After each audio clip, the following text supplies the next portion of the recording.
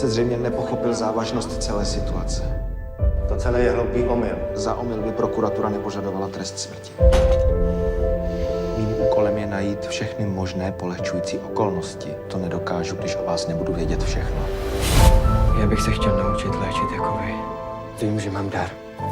Ty to víš. Uzdravil jsem sestře nohu. Na amputaci to nevypadá.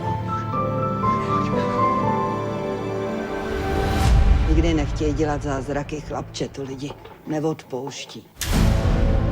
Pacient je mrtvý. Stimmt. Náš pan doktor říkal, že děti mít nemůžu. Pan doktor je vůl. Jděte s ním k moři. Kde bych na to vzala? No ne, to neprosím vás, to ne. To sem lezete! Nikdo vás nezval! Hovorili, že ste iba podvodník a šarlatán, že vraj to písali aj v novinách. Měl byste zmizet, pane Mikulášku. A rychle. Vy už žádné práva nemáte, Mikulášku.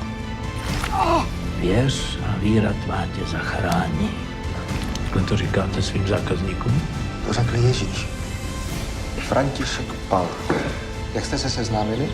Můžeme vám ponuknout absolutní lojalitu. Nic takového není a nikdy nebylo. Nic nebylo. Nemůžu mě odsoudit za něco, co jsem neudělal. Rozhodli o vás už dávno. Co na mě tak čumíš, ty hajzle? Velmi brzy zemřete.